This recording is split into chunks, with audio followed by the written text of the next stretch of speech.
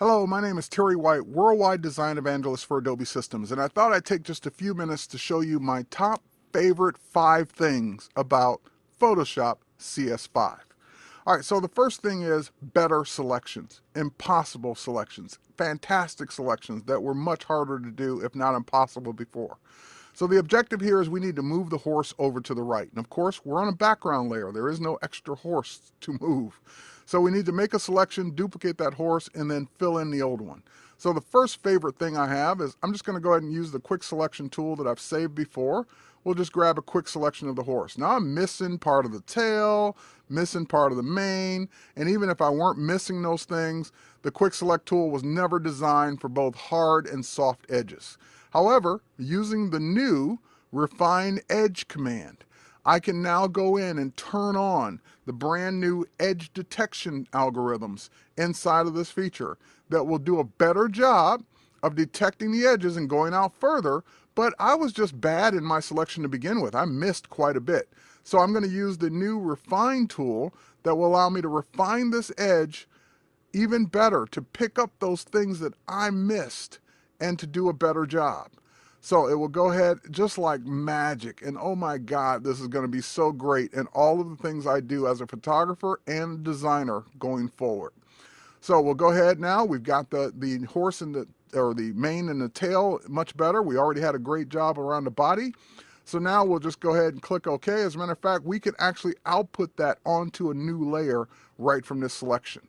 So we get our new layer of the horse, great, but we have the problem of the old horse that we need to get rid of. So how do we do that? Let's go ahead and talk about the second thing that I like about CS5 Photoshop, and that is we'll grab another quick selection. This one was done with the lasso tool. And as you can see, it's really quick around the horse, grabbing some of the background.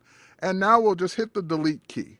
When I hit the delete key, that brings up a new option. Instead of filling it with just white or the background color, it fills it with, or allows me to fill it with content aware, meaning it will go in and calculate what would have been there had the horse never been there and fill it in accordingly.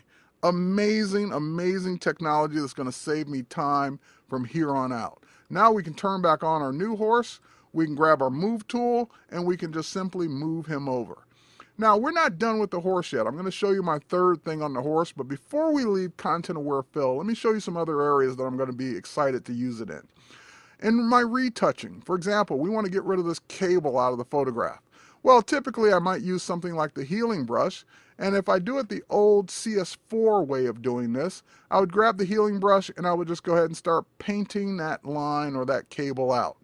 But the thing about the healing brush or healing technology in CS4 is when it crossed areas that were different contrast and corners, it kind of left a blur behind, and I'd have to now go in and clone and fix all that stuff. So let's go ahead and undo that.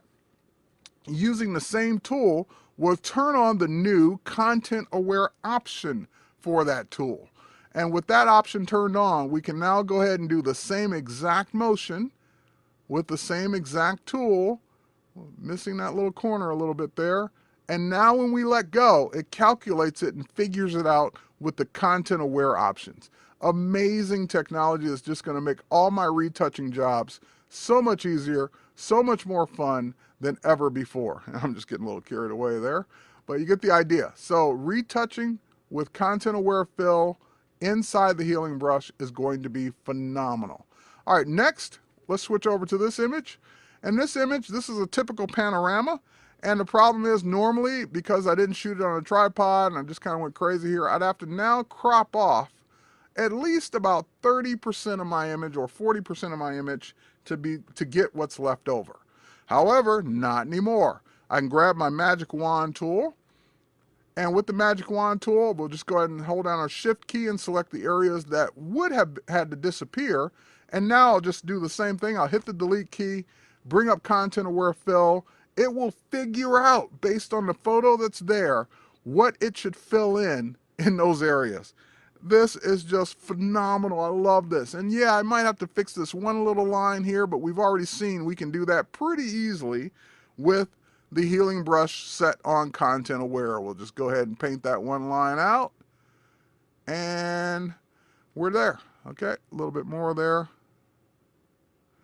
Got it. All right, so content aware fill is going to be phenomenal. Now let's get back to the horse. Let's do our third thing, and our third thing is going to be the new puppet warp. We'll go up to the edit menu, we'll choose puppet warp. Oh, not content aware fill. Let's go choose puppet warp. And now that we have our puppet warp, I want to make my horse look like it's prancing a little bit more. So we'll just add pinpoints wherever I want pieces of the horse to bend. Don't worry, no horse was actually harmed in the making of this demo. All right, so now that we've got this in place, we can actually go ahead and pick the tail up now a little bit.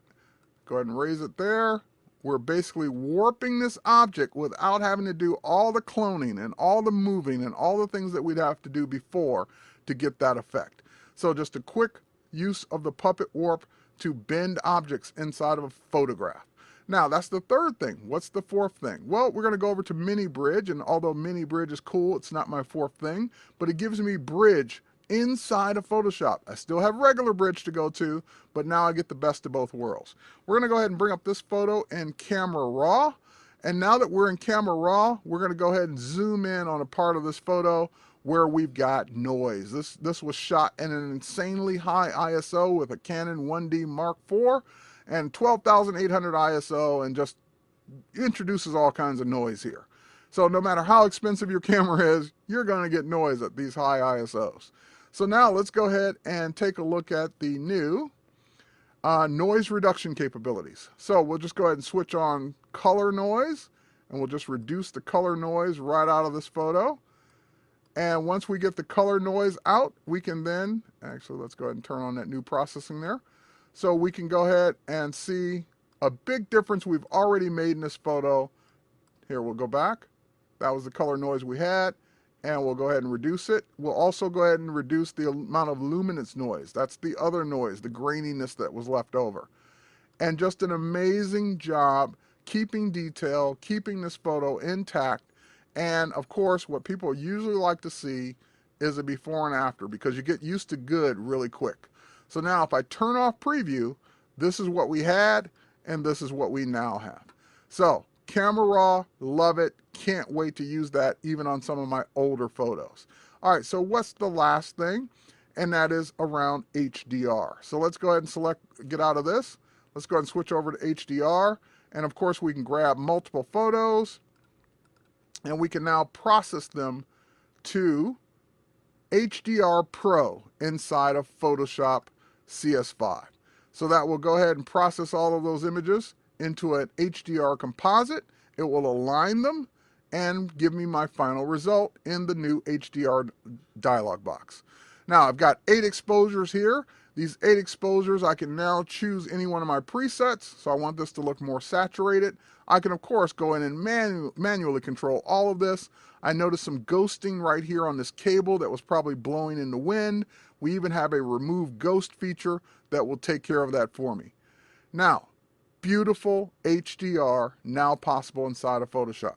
All right, so last but not least, what if you didn't shoot for HDR? What can you do? Well, I've got this one photo, this single exposure.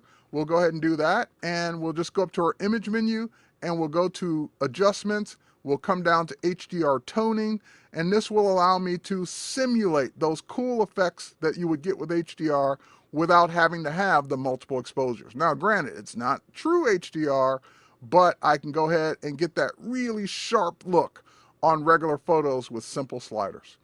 That's my time. Thanks for watching my 5 favorite things about Photoshop CS5. There's a ton more. You'll see it on my Creative Suite podcast as we go through the next 18 to 24 months. But I just wanted to quickly give you a look at what I really love about Photoshop CS5. Thanks for watching.